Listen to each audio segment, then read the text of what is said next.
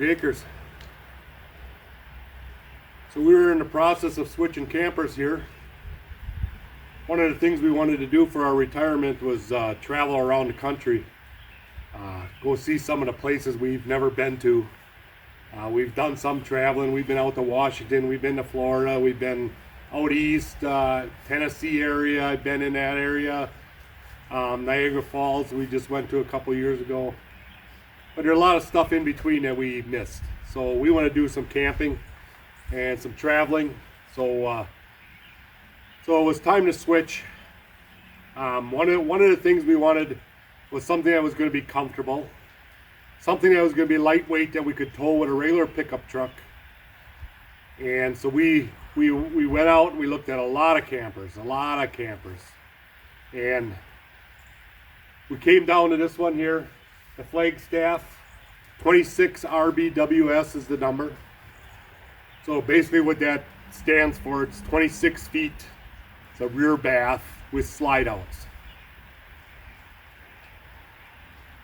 So what I want to do here is I want to do a little comparison with our old camper to the new camper, and you'll see that it isn't that much different. They're actually laid out almost identical. The difference is going to be the slide outs is the biggest thing, and this is only a 21 foot instead of a 26 foot, so you're gaining 5 feet. So but when you see the insides, you'll see a huge difference on what that 5 feet and those slide outs make for comfort reasons. So let's start out with the weight of these trailers. So this Amberg by Gulfstream, 21 foot, weighs in at 3622 dry weight with 718 cargo. So for a total of 4340. All right. So that's light enough that can be pulled with a SUV, a larger SUV like maybe a Grand Cherokee or a Suburban, or what's the new one, the Grand Wagoneer. What does Ford have? Explorer. You know, with a little bit bigger SUV, you could probably pull this camper no problem. I pull it with a Colorado. The Colorado pulls it no problem. Easy to pull around, easy to back into places. It's a very nice light utility trailer. All right, so comparing it to the new one. Now remember, it's only 5 feet longer, but it's got the 2 slide outs. So this is where the weight difference comes in. 6421 dry with 2,200 pounds of cargo gives you a total of 8621. So at 8621, it can be pulled with a 1500 Silverado, F-150, what's the other, Dodge Ram 1500. So that a standard pickup truck basically can pull this rig here yet. Okay, we looked at fifth wheels. That was one of the things we thought, well, maybe we should go up to a fifth wheel right away. And the problem with the fifth wheels are all over 11,000 pounds, 11,000, 12,000 pounds. You're not going to pull it with a 1500, not safely. Okay, you could probably pull it, but it's not going to be safe. So then you got to go up into a bigger vehicle yet, the 2,500 or 3,500 type vehicle, which we didn't want to do. We were able to get into this this 1500 Silverado with very little cash, using our trade-in, and that was the easiest way for us to go and to save money, and basically all we had to do was buy a camper. So 8621, that's still pretty light compared to some of these bigger campers you see. So let's go around the outside here and look at some of the outside features, and you'll see how similar they really are. So let's start out with the back end of this. Okay, so on the Amberg by Gulfstream, you have a rear entry door, and the bathroom is in the back, and that's the same as the new one. The bathroom is in the back. All right, you have outlets on the side here. You have plenty of windows. The difference being here is very limited storage. This is just a little cubby hole, enough to put some wooden blocks and you know, a few other things in there. Not a lot of storage. Okay, so when we traveled with this one, everything was in the pickup truck. The other thing we did not care for were these steps. Now the original one only had a 1-stepper, so I went and upgraded to a 2-stepper, but they're still real flimsy, and it's a kind of a big step from the door to the first step. As you get older, you realize those things are important. So that was one thing that was an upgrade on the new trailer. Also on this side, you have a manual awning, which that wasn't an issue. That actually works pretty good. It's kind of spring-loaded, and you pull it down with a hook, and it actually works pretty good. That really wasn't an issue for us with the awning at all. You have your water heater in the back here, full spare tire.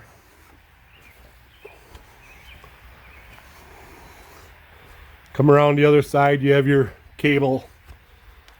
This is your refrigerator vent, your electric connection, vent for the stove, more windows. That's your furnace outlet. And then your water, your city water, and your freshwater tank. So that's all pretty much standard. You have down below there, you have your black water, your black tank, and your gray water flush ports. Now on this one you have manual jacks. The new one has electric, and that's very nice having the electric. You have a single battery. You have two 20-pound gas tanks, propane, and you have a hand crank. So pretty much a standard little hard side camper.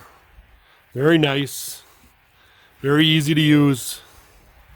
Nice little camper. It sleeps 4, I believe, is what it's listed at. The kitchen table folds down for 2, and then you have the queen bed inside, and we'll get inside later.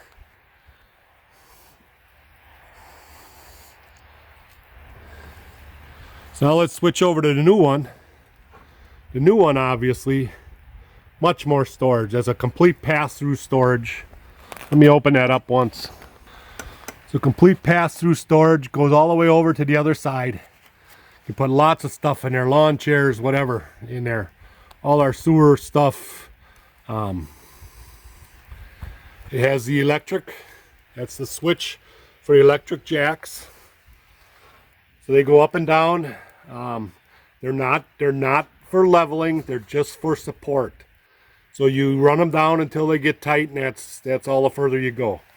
You still have to level the trailer the old way with blocks. So the canopy on this one is all electric. It goes out by itself, comes back in by itself, and then there's a way to tip it if you got rain or whatever, so that the water runs off. Water heater is on the front side on this one. That is the kitchen right inside there, so that's where the water heater is, under the kitchen sink. Furnace outlet. You have a rack here for this little table, and there's also a grill that goes on there. You have your outlets and TV port. You also have a TV mount.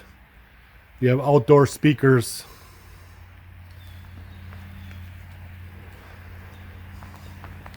So these are the new steps. These are like hydraulically assisted. So when you open the door, you just flip them up inside the door, and that's how they stow away. And they're very stable, very nice. You have adjustable legs on the bottom there, so there's no bounce to it at all. Very nice. They really, that came a long way from the old style steps.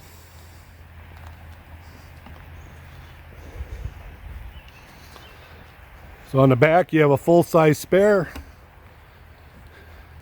It's set up for a backup camera, and that's going to be another video. I already have one that I purchased that we will hook up to this, and we'll show you how that gets put together at a later date. You have a ladder for getting up on top.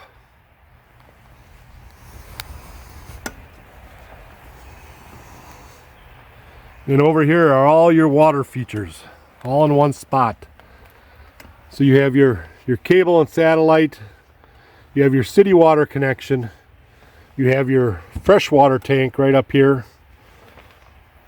And then you also, on this one now, they have an antifreeze inlet for you to put antifreeze in, and then there's a bypass valve by the pump, and you can actually pour the antifreeze in here, and then the pump will pump it through the whole trailer, instead of the old way where I had to have an external pump to pump it through. And I still have the external pump, and I will probably still use it that way because that's how we winterize the trailer, you know, with that same pump.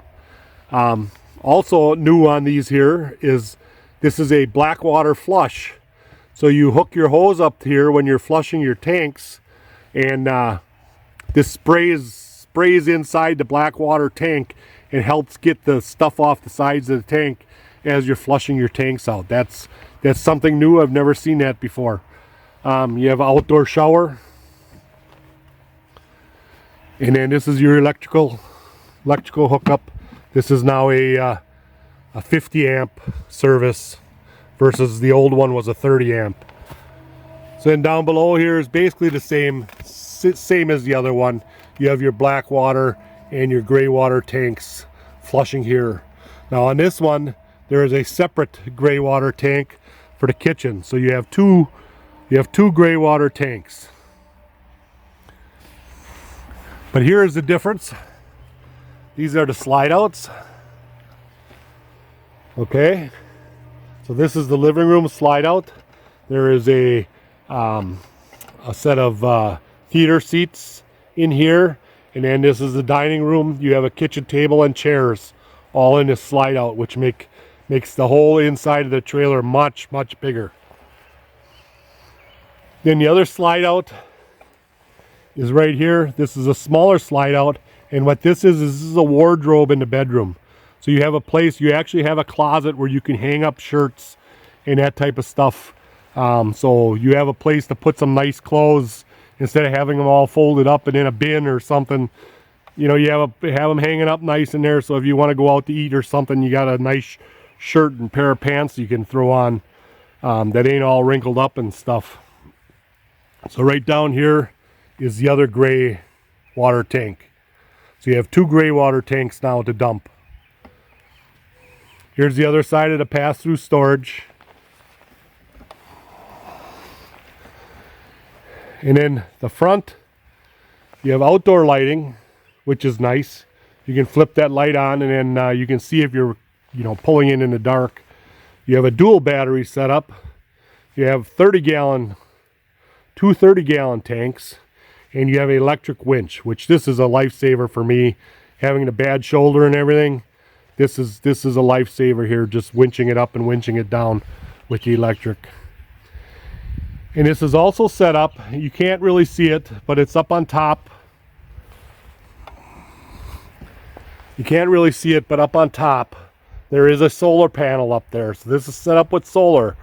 So right now we've had this sitting here how many days, and the solar panel charges these batteries. So your battery will always be at 100% as long as the system is working properly, which is very nice if you're going out boondocking and that type of stuff, that you have at least your batteries will get charged up out in the sun, provided you have sun, right?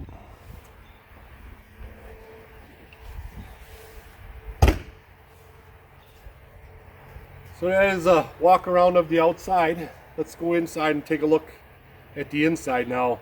We've been switching gear from one to the other, so they're both kind of a mess. There's stuff laying all over. We ain't quite figured out where to put it all yet. So bear with me here, but I'm just trying to show you the different features on these here.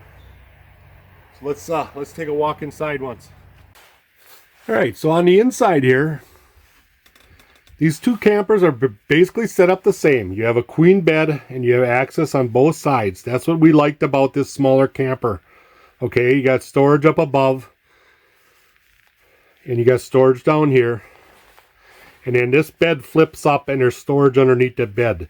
So you can put a whole bunch of stuff under there. But like I say, your clothes are all packed into a tote or something, you pull it out, it's all wrinkled up, So that's the bedroom area.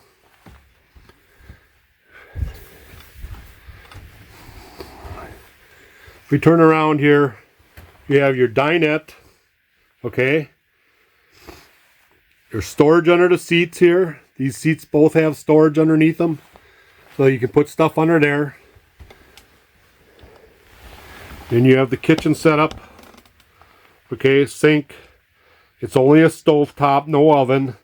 You have a hood and you have a microwave up above. You have some cabinets, and then this is the refrigerator. Right, it's a small little refrigerator. And then the TV would go up here. This is where the TV sat. And then you have more cabinets up above here. So there was quite a bit of storage in this little camper.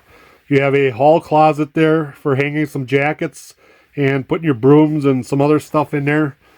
And then the bathroom. You have a shower.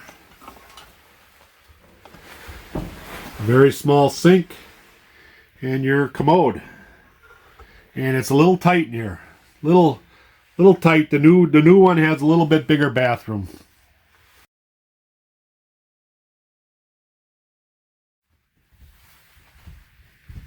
So basically, this little camper had everything we really needed in it.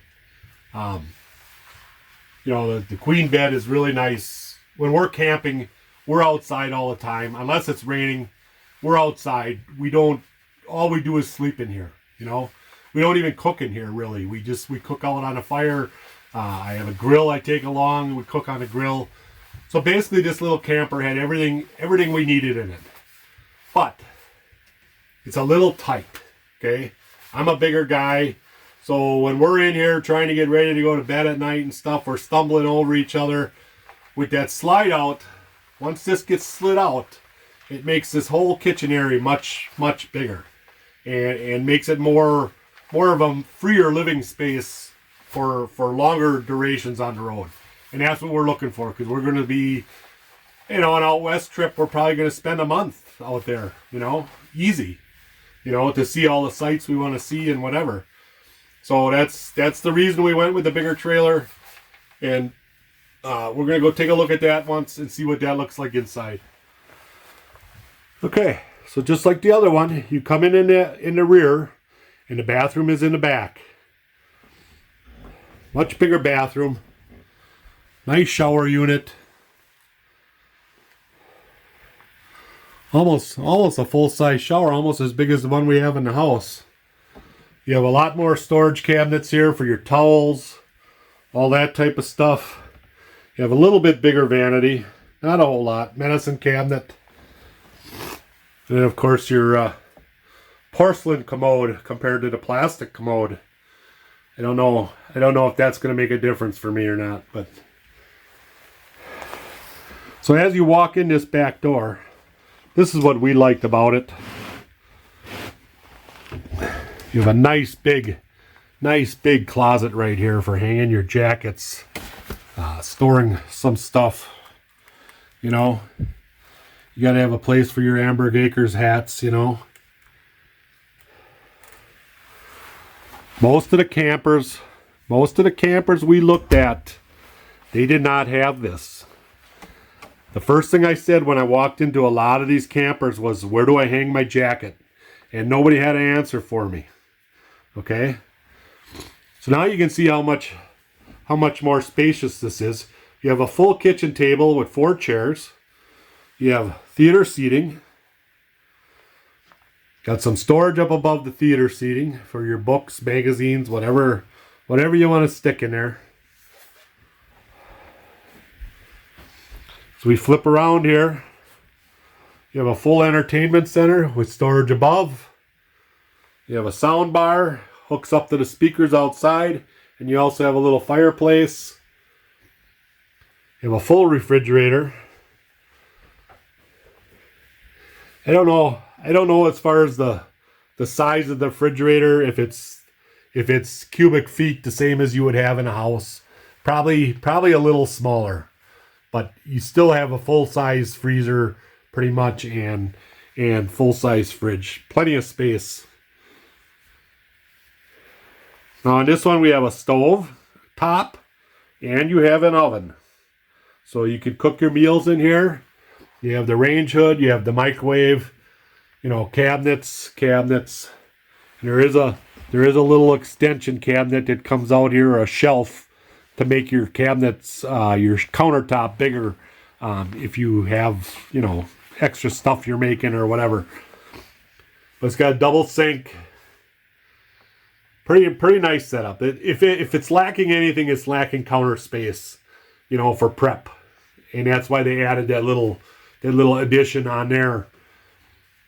That would be my only complaint about it, is it does have limited counter space for prepping food.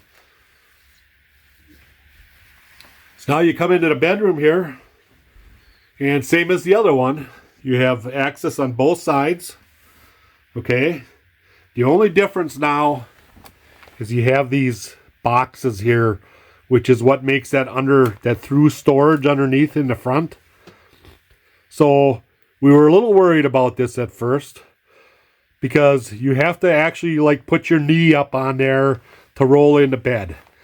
And we tested it out, and it's fine. We're fine with it. But here's the other slide out. Gives you an actual wardrobe where you can hang shirts, and they're not going to be all wrinkled up from being in a tote. And then this one here is just another cabinet with shelves, you know.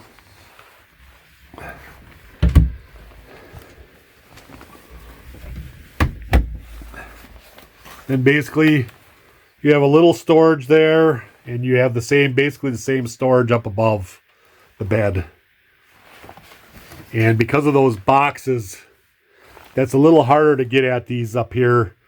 But you know, you put your stuff up there that you don't wear all the time, you know, your sweatshirts and whatever that you don't really pull out unless the weather gets really bad, you know. So I think it'll work. It's way bigger, a lot more room in here. I mean, this kitchen area is just beautiful for a camper.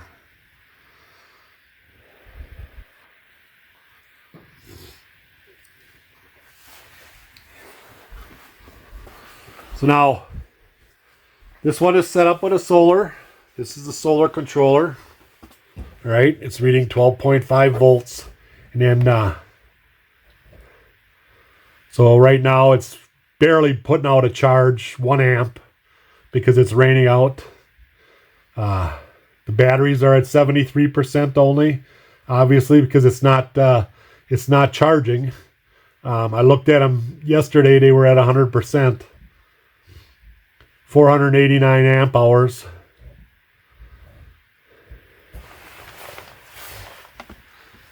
So this trailer is set up with an inverter system.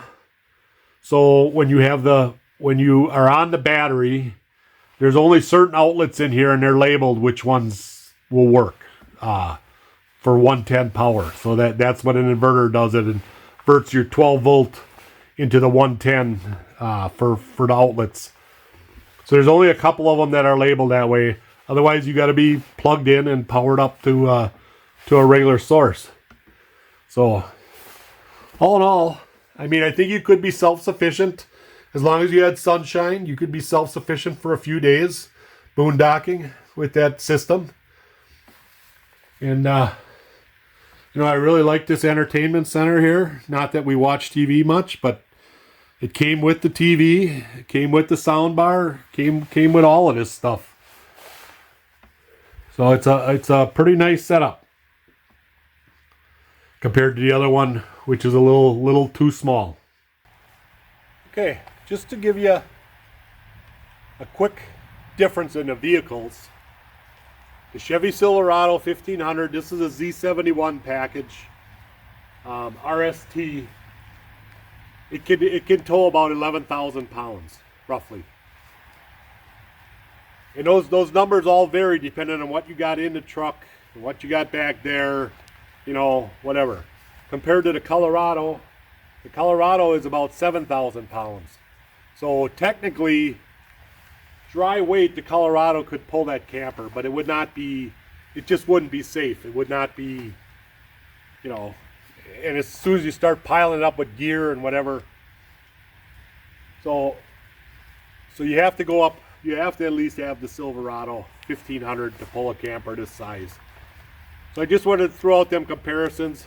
So if you're out there looking for a camper, you kind of know what you're getting yourself into. We originally started looking for a camper that was a little bigger than a Marilite that we could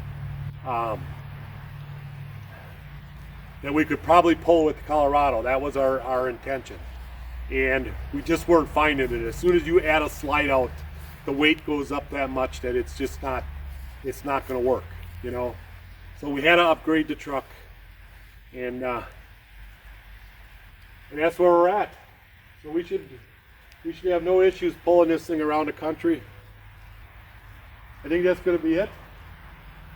I hope you enjoy these videos I'm putting out, and you know, if you like them, give me a thumbs up and make sure you subscribe. And I'm going to try putting out videos. I'm kind of limited to what I can do in my arm. I haven't been doing much. I went and trimmed some trails. You saw that in the last videos. But that's, the doctor doesn't want me doing anything. They don't want me driving a tractor or anything until this is healed up. So even though I think I can drive the tractor, they don't want me doing that. So stay tuned. We'll be getting, hopefully by May, when it's time to start planting, I'll be able to drive the tractor. That's what I'm shooting for. So, all right, till next time.